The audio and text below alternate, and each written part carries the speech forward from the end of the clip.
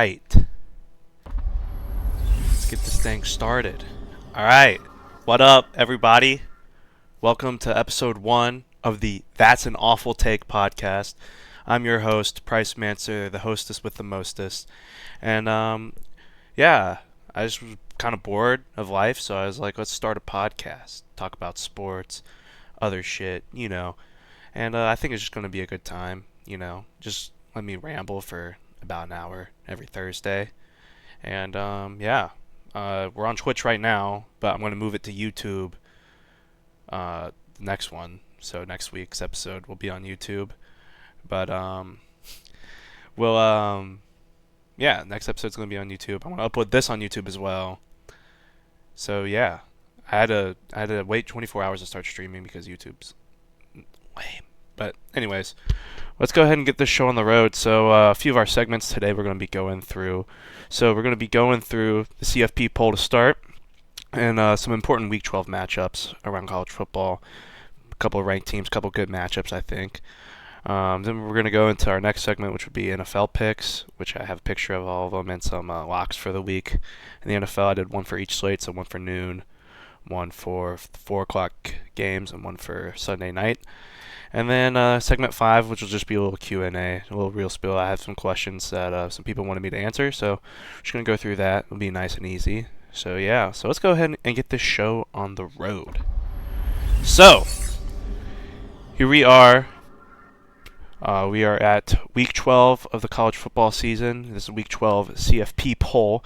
As you can see here, 1 through 25, Oregon, Ohio State, Texas, Penn State are your top 4. Top 12, we got Indiana, BYU, Tennessee, Notre Dame, Miami, Alabama, Ole Miss, and Georgia.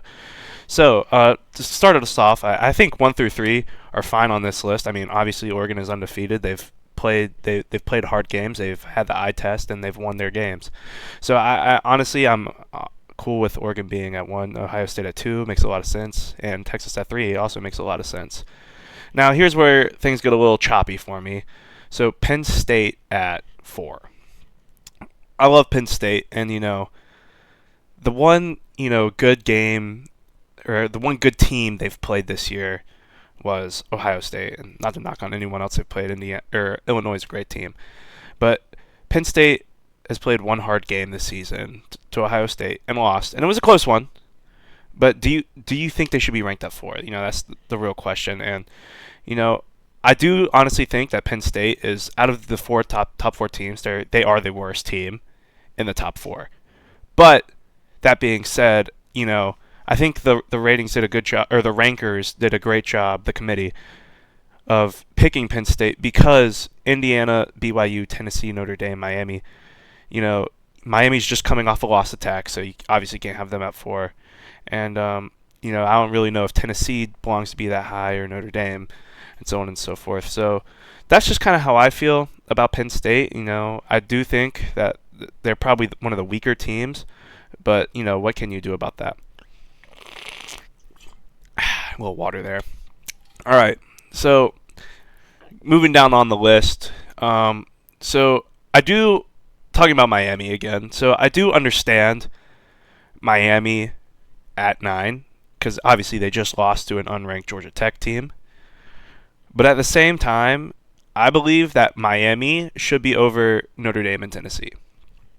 Now, it just kind of depends on how you value the loss to Georgia Tech. So Miami, they lose to Georgia Tech by 5. Relatively close game the whole way. But you have a Notre Dame team who lost to NIU, a MAC school, and you're going to put them over Miami. I just don't think that loss is, that Notre Dame's loss is much worse than Miami's, in my opinion. If you're going to give put Notre Dame over Miami, it just doesn't make sense. They lost to NIU, a MAC school.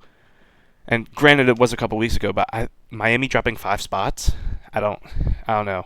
And the same thing with Tennessee. Tennessee lost to Arkansas, and Arkansas has had a very up and down season. But I think an Arkansas loss is a weaker. I think the Georgia Tech loss is a weaker loss than the Arkansas loss. So I just don't think you could justify Miami dropping 9 spots. Georgia at 12. I mean, that kind of makes sense to me.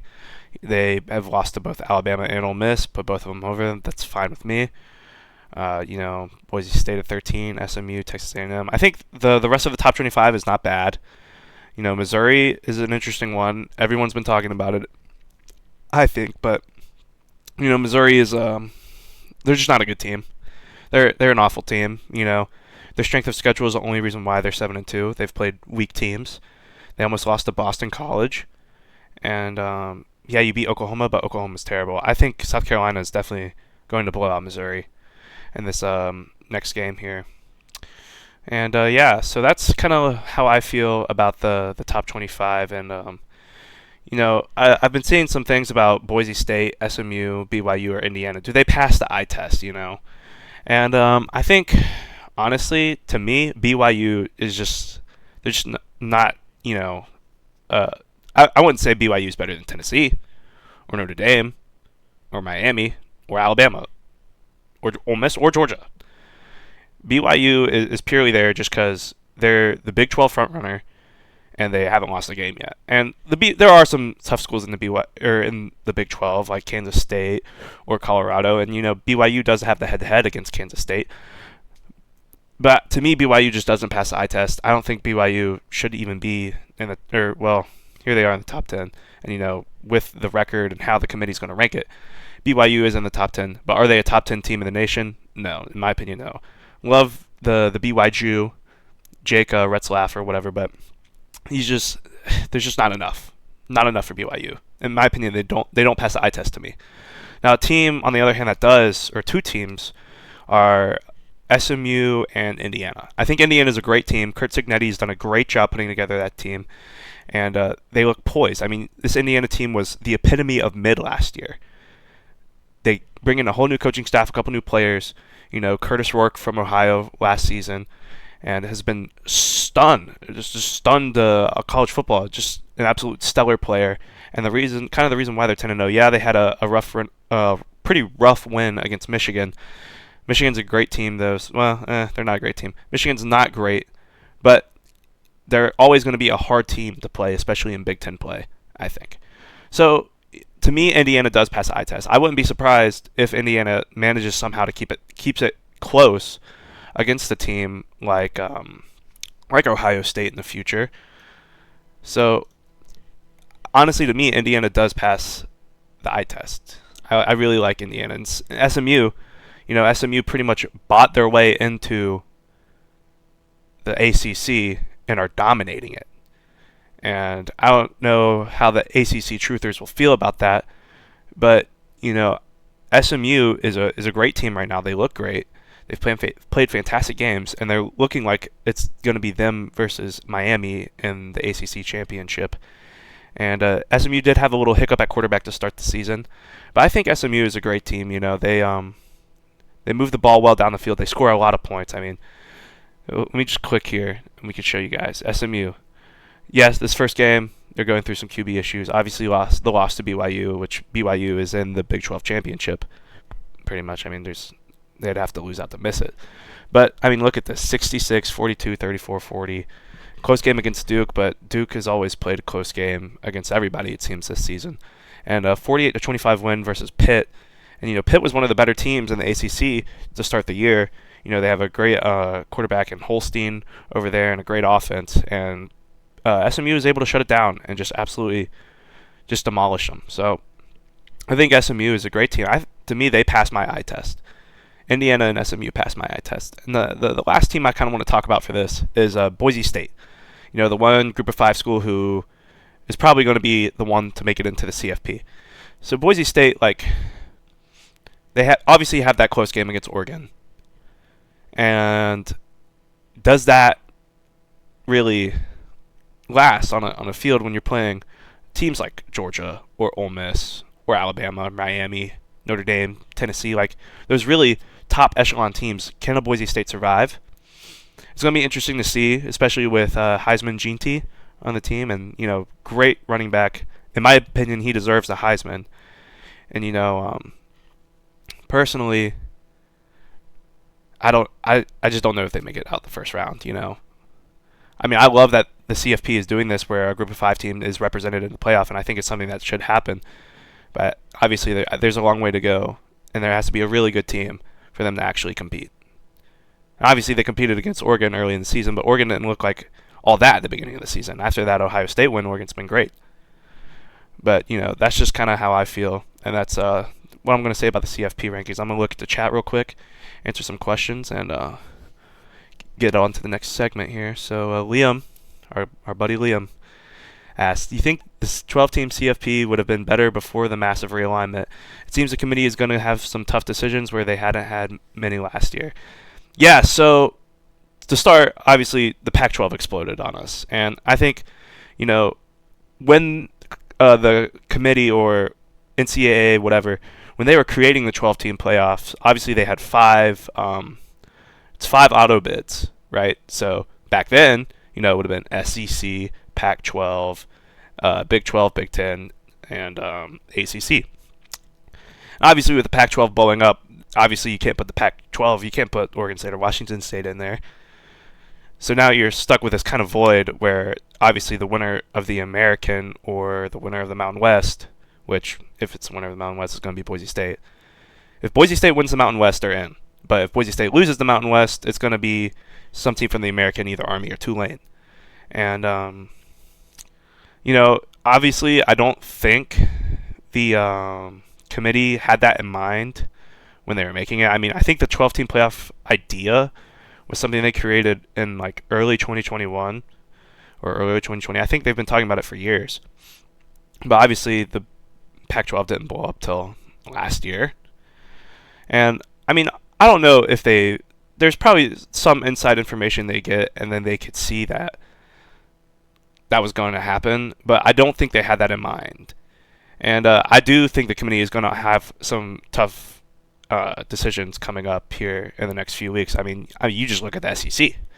SEC, you have a plethora of 2-loss and 1-loss teams. You got Alabama, Ole Miss, Georgia, Texas A&M, Missouri, South Carolina. South Carolina's better, but you have a ton of teams who are really good. Who some of them might get left out. So.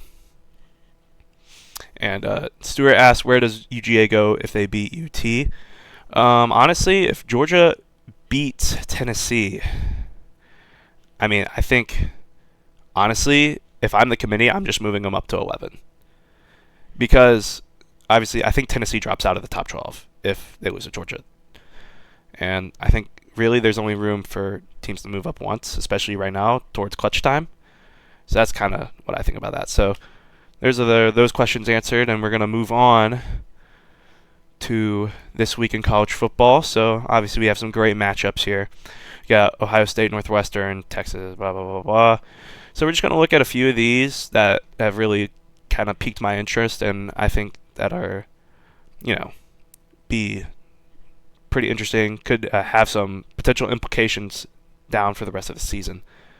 We'll answer this Caden Curtis question real quick. Does UT stay in the playoff picture if Nico does not play and UT loses? Based on previous history, no. But we'll see if the committee's changed their mind. Here's the thing. If Nico doesn't play, Tennessee's losing.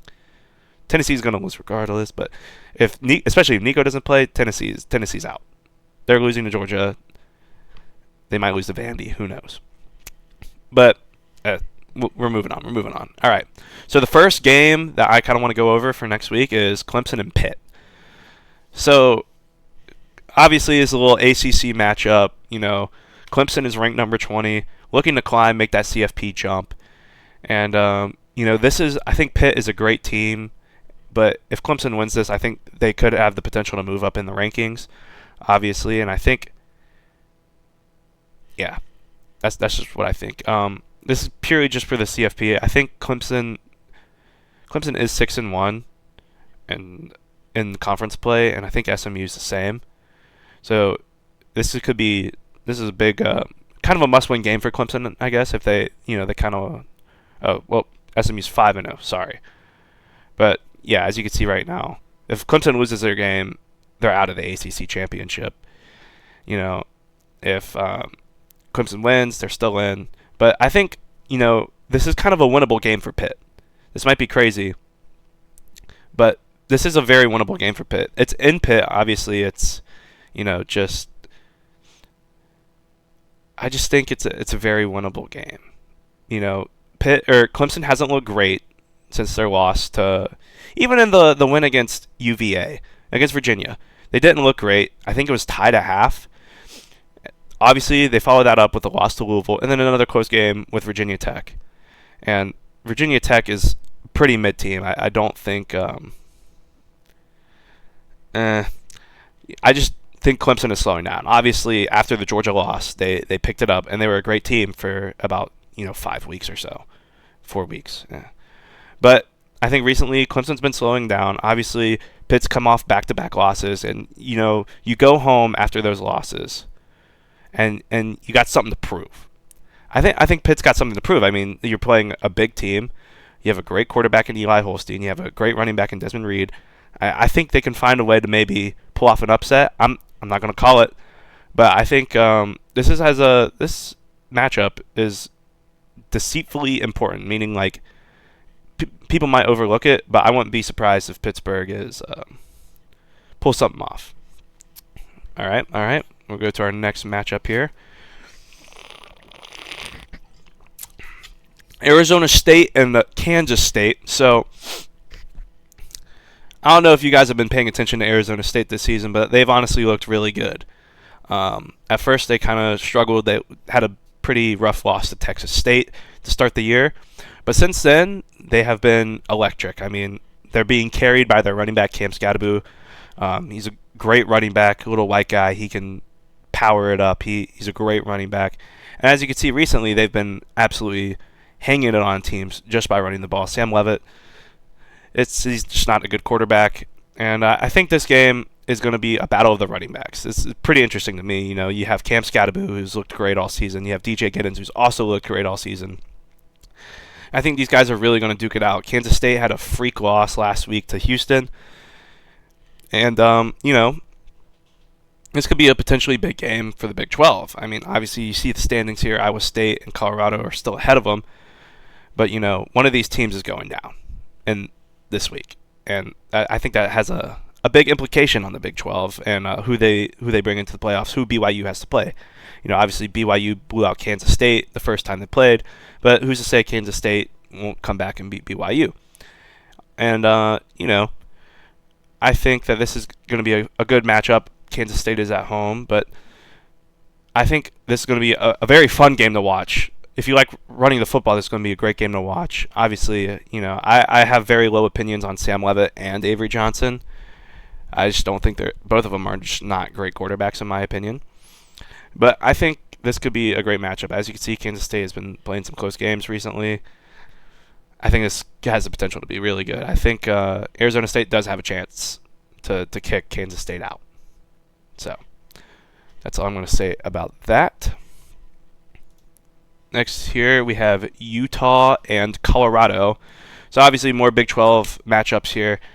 Colorado, they are projected to be in the Big 12 championship right now, 5-1 on the conference. Really showing the haters who was wrong and who was right. I was one of the haters. I was wrong. But this game to me is kind of a trap game, Obviously, Utah hasn't looked great all season. You've had the injury with Cameron Rising. I mean, which injury, right? But Cameron Rising hasn't been playing. Their offense has been kind of stagnant. But they have a running back named Micah Bernard. And Micah Bernard is really good at football. This Wilson guy, But I think if they can get the ground game going and they can keep the defense, not really off the field, but keep the defense on their toes to the point where Colorado is forced to run the ball, Utah has a legitimate chance. Utah has a great passing defense. I mean, you see it here. I mean, they're holding their opponents to under 30 points a game. And, Colorado, obviously, high-powered offense, they're going to try and score over 30 points a game. So, in my opinion, if Utah's pass defense can hold up and, shut down Shadur, get pressure on Shadur, you really make this a close game. And obviously it's in Colorado, and in my opinion, Colorado's probably going to win. But if Colorado doesn't win, I mean, look at the mess in the Big 12 now. You have Colorado, who's going to be 5-2. You're going to have Iowa State, who has 2 losses, Kansas State or Arizona State with 2 losses. I think it's going to be a very entertaining stretch for the rest of the season if Utah can pull out a win here. So that's about that. Next is Missouri and South Carolina, which I forgot to write something about this. But Missouri and South Carolina, I think Missouri is going to get blown out here. And finally, we can get rid of Missouri off the podium, off the top 25. They need to get out of there. It's just not been the same Missouri as last year. You know, they have all the same pieces, but it's just not the same. The defense isn't there anymore. Cody Schrader, great running back, you know, helped a lot in the pass game. I mean, you talk about getting guys open, you're gonna have to cover the line, or you're gonna have to cover the running back. You know, that's gonna open things up for your offense. Which, not to hate on Nate Noel, the transfer from App State, but you know, Nate Noel is more of a pure runner compared to Schrader, who Schrader was just dominant in the pass game. I mean, that's just how I feel. And South Carolina, Lenore Sellers has looked great the past couple of weeks. I mean, they've played a close game against Alabama. You know, they've I think they beat Vandy last week, and then they beat Texas A&M the week before. Have just looked like a great team.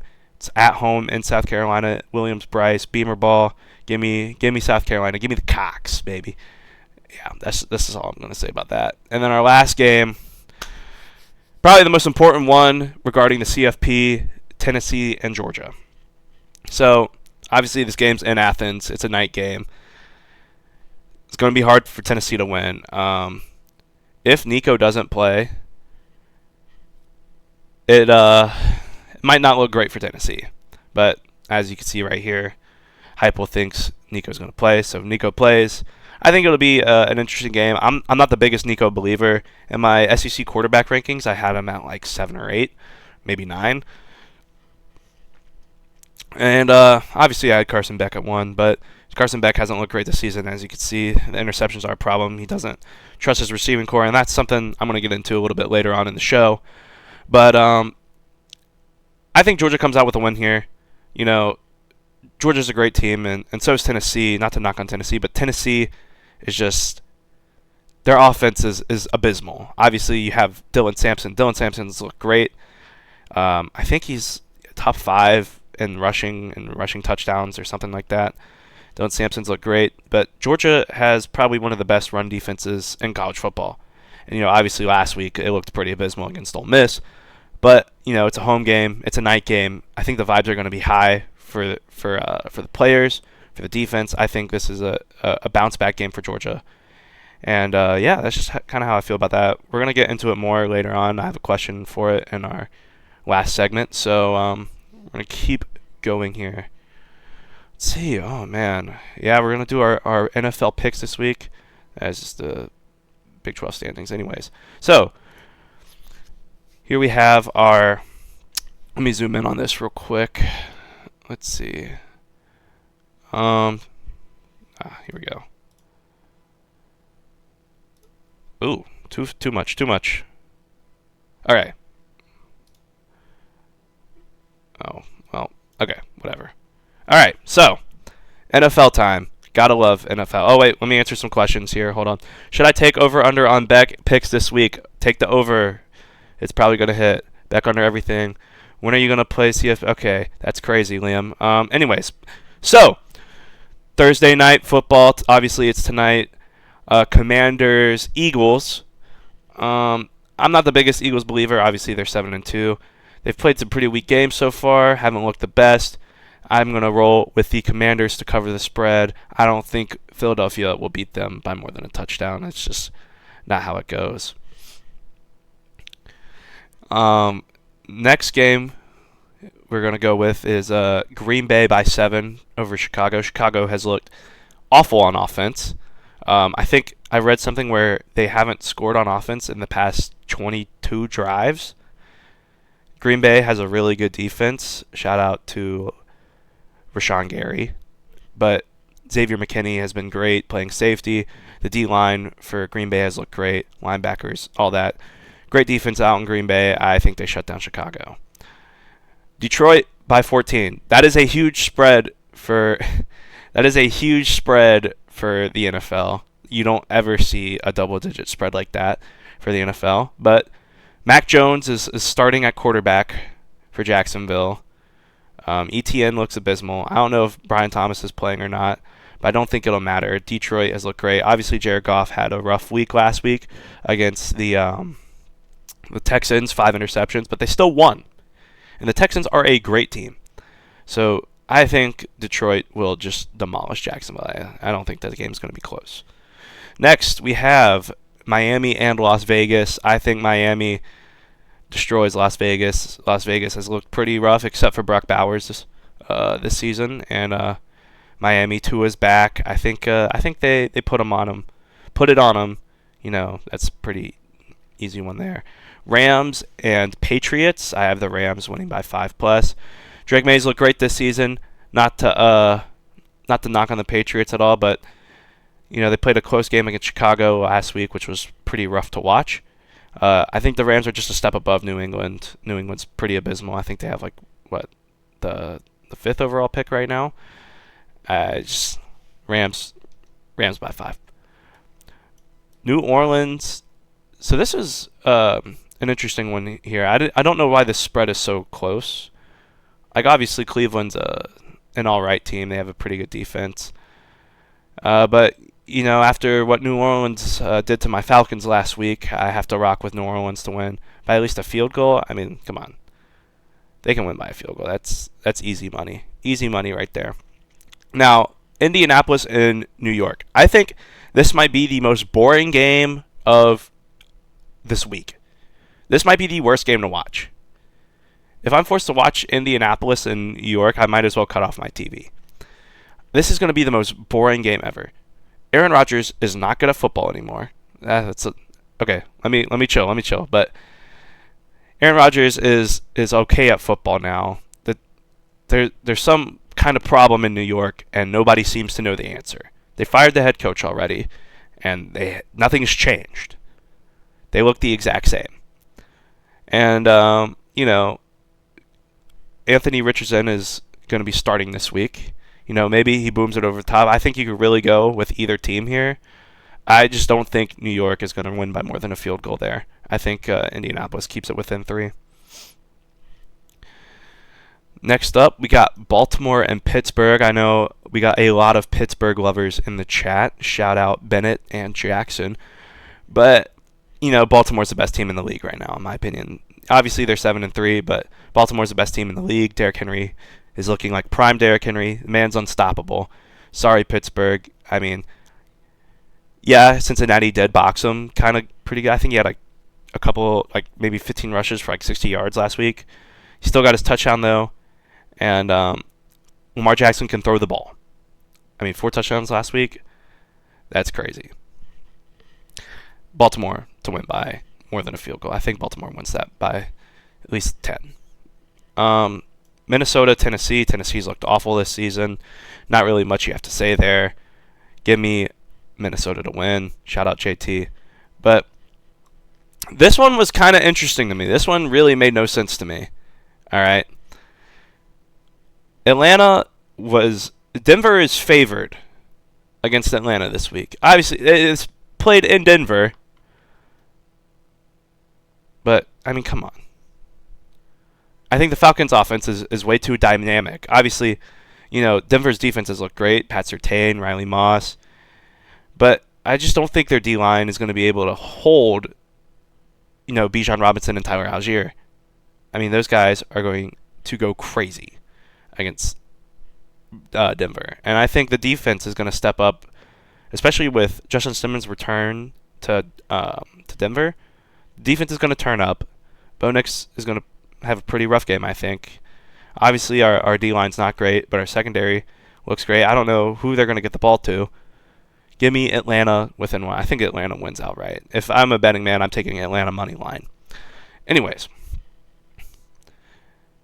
Next game is Seattle-San Fran. San Fran has kind of looked this season. Obviously, injuries have been a big part of why they looked. But Brock Purdy, without Debo or Brandon or CMC is kind of, turned average. What a surprise. The game manager, huh? So Seattle, I have picked within 6. I think they get that pretty easy. DK Metcalf's coming back. Gino has looked pretty decent this year. I think they can cover that.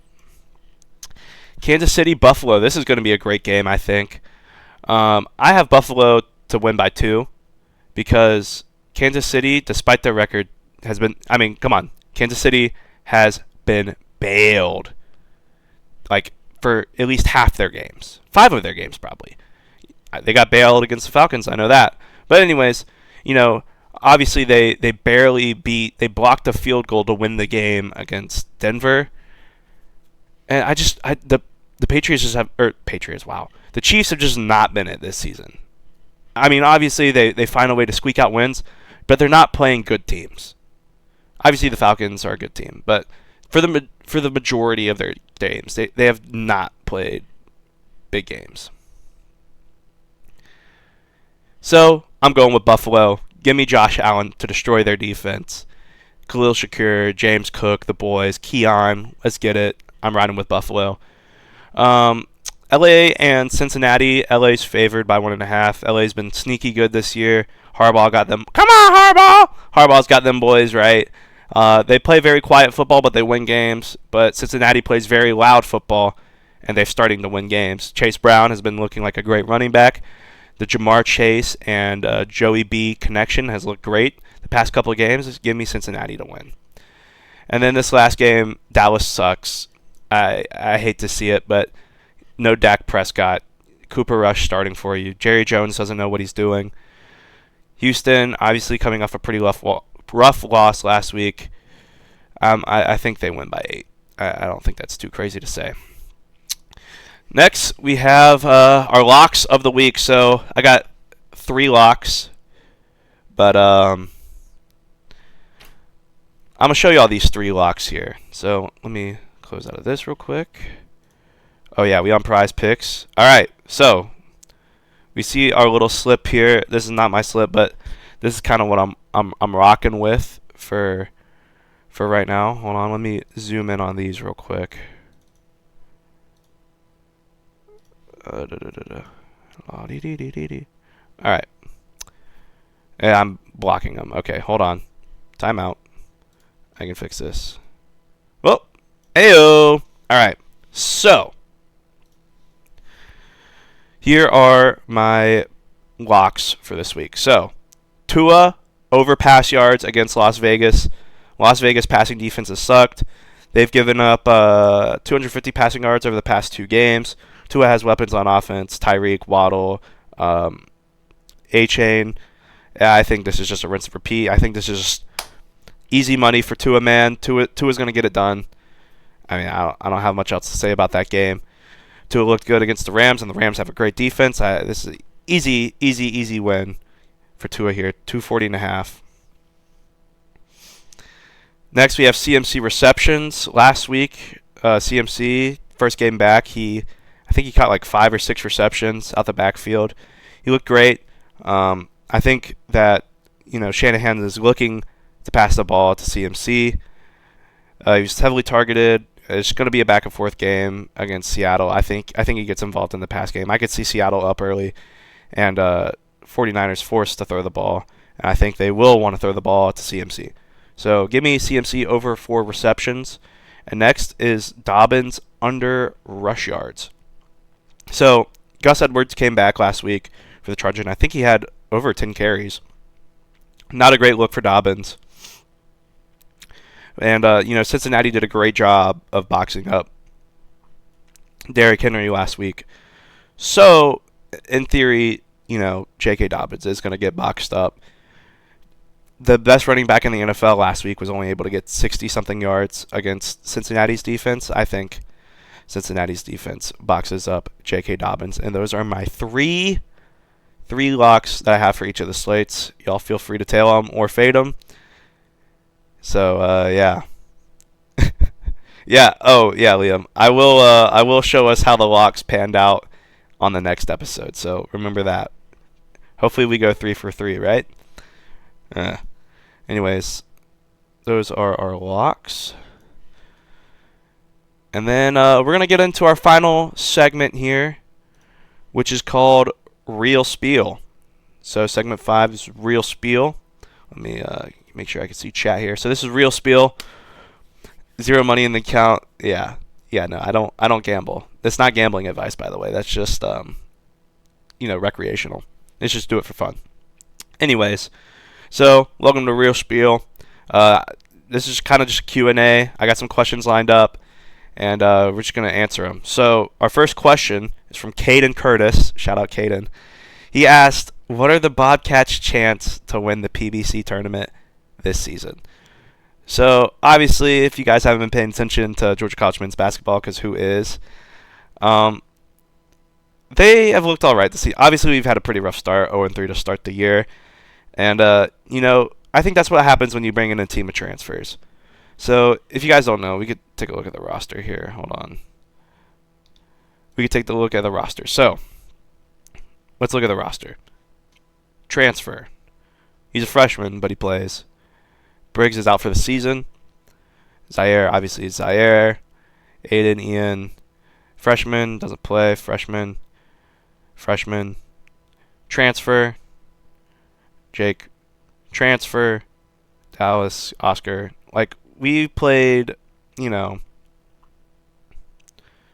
have these guys, but I just don't think the chemistry's there right now. We brought in a lot of transfers, and a lot of transfers that get time between, James and Tony and Luke. Those 3 guys have been pretty good rotation guys. I mean, they're forwards, but we run a pretty small lineup. But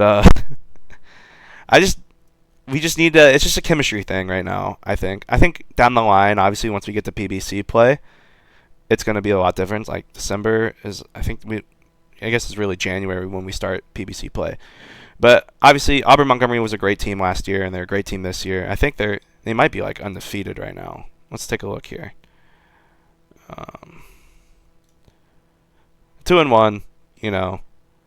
They got destroyed by Florida Southern, but anyways, they're a great team. It was a close loss. I was at the game. The score does not hint how close the game was. So we can take a look at the box score real quick. Zaire Green dropped 28 points. I think the key to the Bobcats being good this season is Zaire Green going off. Obviously, Brendan Rigsby's out for the season, so Zaire Green's out for the season. Brendan Rigsby's out for the season, so Zaire Green is going to be our number 1 option. And I think we need somebody to step up to be the number 2 option. Obviously, we have Aiden. Aiden's great guard. He could play good defense. He plays good offense. But we need another double-digit scorer on the team. And, that was kind of our hopes coming into the season when we had Brendan Rigsby and Zaire Green. Both of those guys could give you double-digit points a night and could, fill up the stat sheet for you. But with Briggs out for the season, obviously, I think we need to have someone who steps up. And I think that'll come with time. The season's still really early on. And Zaire played a great game last game, but I think we can work it out. Do we win the PBC tournament? I don't know. But are we top 5 in the PBC? Yeah. Do we make the tournament? Do we win a couple games? Probably. I mean, I don't see why not. That's just kind of my 2 cents about that. And so we'll move on to the next question, which is the downfall of FSU. So Jackson asked this question. He just wants me to talk about it. So really, the downfall of FSU started when Jordan Travis got hurt. Jordan Travis got hurt, and that team fell apart. I mean, you're having your players leave games. Or not want to play in games. Obviously it's a bowl game, but your whole team, guys who aren't even seniors, not even wanting to play. There's an obvious coaching issue there. And then they bring in these transfers, but that doesn't fix the issue. The issue is still there. The coaching is abysmal. You can fire whoever you want. You can fire the offensive coordinator. You can fire the defensive coordinator. The problem is Norvell. Now, I'll be honest with you guys. Norvell sucks. You see it this season. He's only had, 2 winning seasons at Florida State? And both of them were with Jordan Travis? Jordan Travis goes out. He can't win a game. You bring in these transfers, and you bring in, first of all, you bring in backups. Malik Benson, DJU, all these guys, they're backups. They look terrible. What do you expect when you bring in backups? it's just I think this is a long time coming. I don't I never saw the hype to begin with. Like to start the season, it was just not there. I said Georgia Tech was going to beat FSU. I mean, FSU is just awful.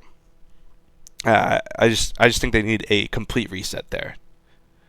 I mean, you're not getting back to the Jameis Winston days. Not with that team.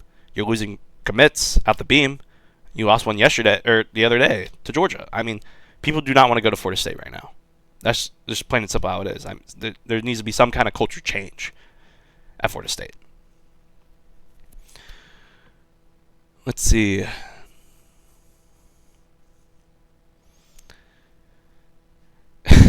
Y'all are crazy. Y'all are crazy. Anyways, next question is from Ryan. Ryan Brewer. You know, everybody knows Ryan. But next question is, where do you see this UGA team going for the rest of the season, given its current struggle?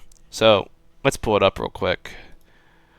Let's pull up Georgia football. Let's pull it up. So let me just get the ESPN real quick.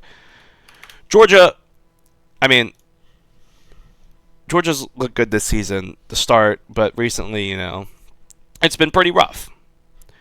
I mean, obviously, you came out firing, and then things got a little rocky. Things have been rocky all season, don't get me wrong. Carson Beck looks awful.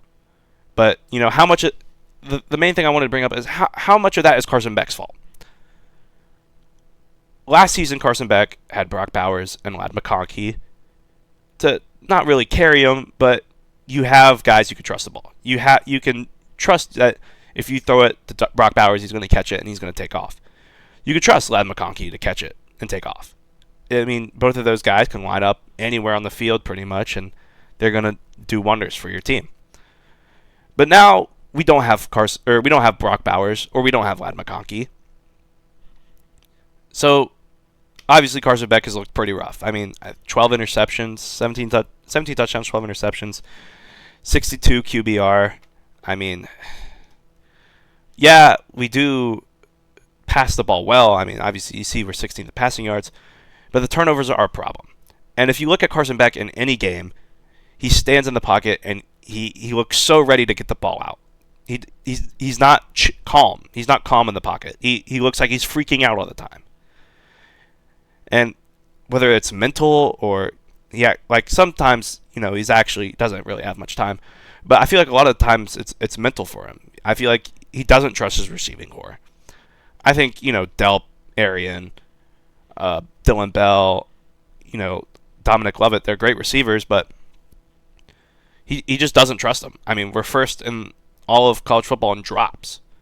And I think there's a reason he doesn't trust them is because, like, obviously we're first in drops. Like, I don't really blame him, but I think some of the interceptions Carson Beck has thrown has also been really bad. I just think the Georgia offense is in a really bad spot right now with Mike Bobo at the helm, calling the plays. It just looks awful.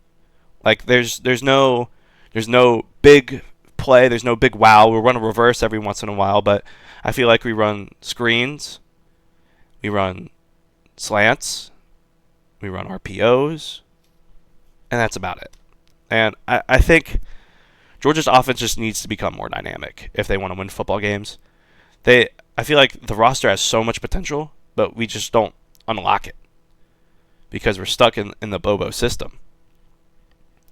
Now, so with the rest of the season, I think Georgia does have a path to win out the rest of the season. I think if they win against Tennessee, which they should, I think they can easily win out the rest of the season. Will they make the SEC championship? Probably not. But do I think they make the CFP? Yeah, I think so. I think they can make the CFP, especially if they beat Tennessee. If Tennessee loses, they're out, and if Georgia wins, they're in. That's kind of how I view this situation right now.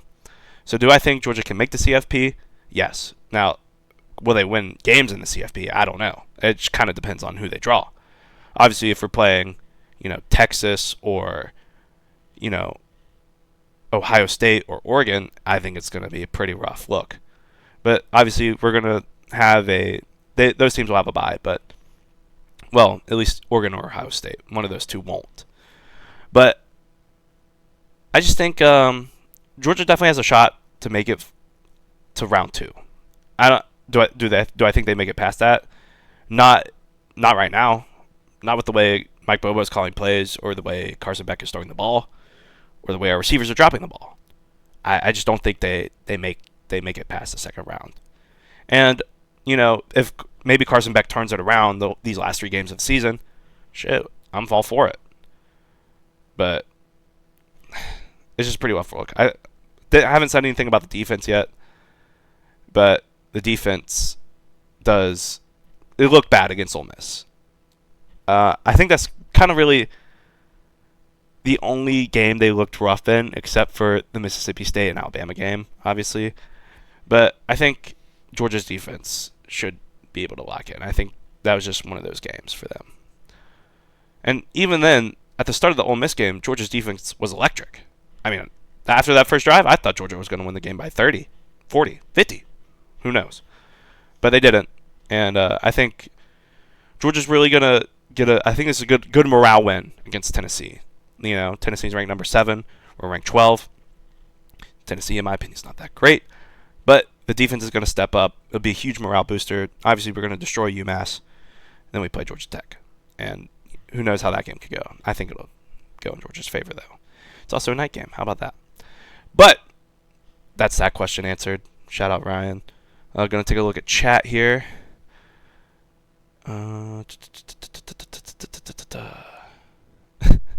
How can the honey pack improve Beck's ability? It won't. It won't. It just won't. Bennett asks for my pick to win the CFP. Sorry. My pick to win the CFP. Man. Whew. Who should I pick? That's a good question. Let me see if I can pull up the CFP poll real quick. All right. Actually, why don't we just go to their website? All right, perfect. Look at that. So, obviously, right now Oregon won. Current CFP ranking is we X out Georgia, but Boise State, Mississippi, Ole Miss, Alabama, blah blah blah blah blah. So, out of all these teams, I think the team with the most longevity is going to win. I think Alabama is definitely up there. Alabama looked great against LSU. I think down the stretch they could really play really well. Their defense just needs to get it together, and they did against LSU. So I think Alabama is definitely one of my favorites to win. Oregon looks unstoppable right now, and so does Ohio State. But I think if I was going to choose who wins it all, it'd probably be this season. It's probably going to be, man. I could see Texas. I think Texas is probably the winner right now. I think it's Texas. Because I don't think in the first year of the college football playoff, the 12 team, we're going to see a team like Oregon who goes undefeated and then wins out. Well, if Oregon loses the Big Ten, who knows? But I don't think Oregon has it, or Ohio State. I think the team to beat is going to be Texas. I mean, Texas still looks leaps and bounds above pretty much everyone else. So my pick to win the CFP is Texas. That's who I'm rocking with. That's who I got. SEC bias is wild. Ohio State is better. I just don't think so. All right. Next, we're gonna kind of switch focuses here. So our next question is from Bennett again, who asks, "How have phones ruined social life for young adults?" So, this is kind of the goal I was trying to go. So before I answer this question, this is kind of the goal I was trying to go for with this segment. Let me switch to this real quick. But that's kind of the goal I was trying to go with this segment. It's just kind of just like random questions about life and shit that, I'll answer. I'll give my 2 cents on, and I'll say whatever I want about it. So, how have phones ruined social life for young adults? I think being on a phone and having a phone, and I'm on my phone all the time, bro. Like I am always on my phone. So I can use my own experience for this, but you give yourself a lot of expectations that are unrealistic, and especially with like seeing people, or like ideally like who is who, like trying to make something for yourself. Like obviously being yourself to me is like the most important thing you can do in terms of your personality. But being on your phone and you see all these personalities, you see influencers, you see like who like people want to see, like people who have followers, people want to be that. So, and I think these people see that and they kind of model their personalities after that. And that's kind of why social life is kind of just rough. And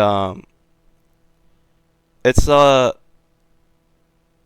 people are also you're I feel like people are also on their phones way too much. Me included. I'm on my phone way too much. And my own roommate, JT, he's like, you need to get off that damn phone. And he's kind of right. But I just think it creates a lot of unrealistic expectations for yourself, and it just kind of makes you feel worse about yourself when you really don't have to, you know? So that's just kind of my 2 cents about that. We got about like 8 more minutes before I'm going to stop the stream, so I'm going to take a peek into chat here, answer your burning questions about everything and whatnot. Hope you all have enjoyed the show so far. Episode 1. I mean, this has been really fun for me. I've enjoyed yapping to y'all. I'm glad y'all are listening. So, hell yeah. Let me scroll up a bit.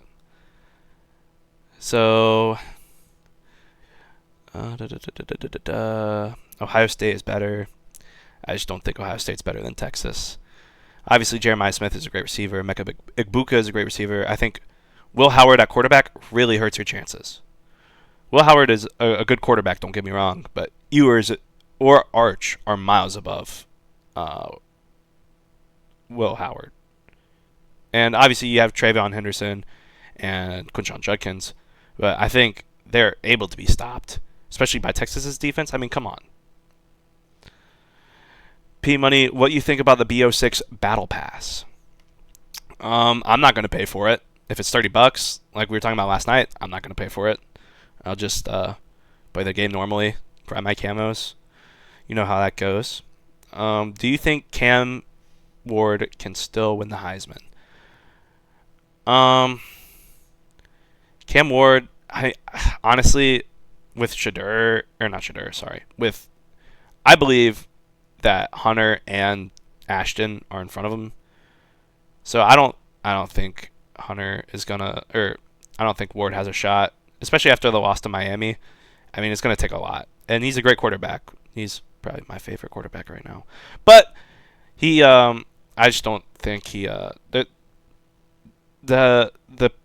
whoever picks the Heisman it's an interesting race this year, because I don't think there's a clear great quarterback like there was when there was like Bryce Young or Baker Mayfield or Kyler Murray. So I think it's Ashton's to lose pretty much. Will JT's new cut get the Huzz? I sure hope so. Caden says to show that screen time. Listen, that it's gonna be pretty rough. I'm not gonna lie. Let me see, because sometimes my screen time is glitchy. So we'll see. Let's see. Yeah, it's glitchy. It says it's 5 hours and 56 minutes is my daily average. I don't think that's true. Let me. Let's see if I can go to last week. Last week my average was like 6 hours and 34 minutes. So it's pretty rough. Let's go down. Y'all are having a heated ACC debate right now. Show the time on Tinder. I actually deleted Tinder. So I retire from CFP fandom. Garrison, that's a crazy question. Don't know.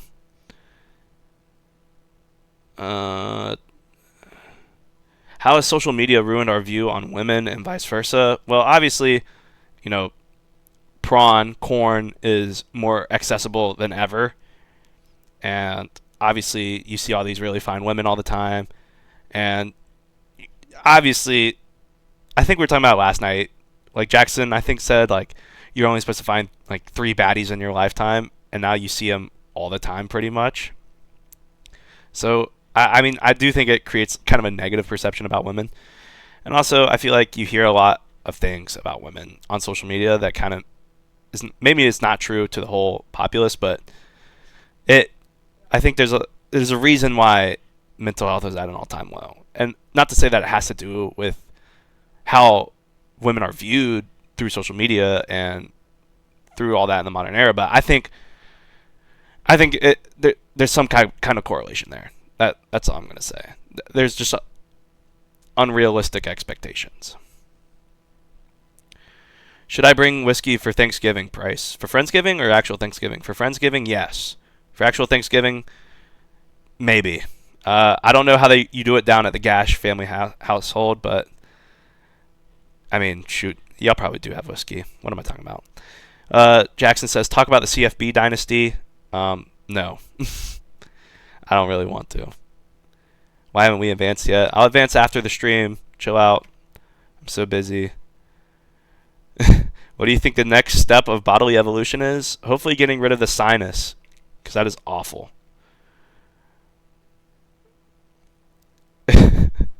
Y'all are clowning me. Oh my gosh. Wow. Where is your fine women price? Non-existent. What are fine women? I'm not answering that question. That I'm gonna get banned. All right. All right, Eli, chill out with that.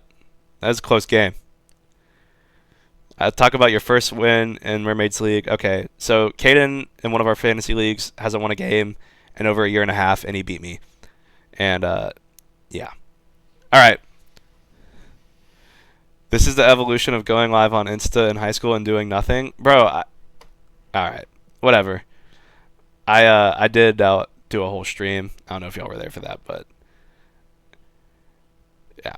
All right, whatever, y'all. I've enjoyed this first episode. I hope y'all have too. It's been really fun, honestly. I really enjoyed it, just sitting here talking to y'all and letting y'all know. Hopefully this audience grows. We got 12 viewers right now. How about that? I'm gonna upload this on YouTube later. So yeah. That's the first episode of the Awful Take. That's an Awful Take podcast, episode 1.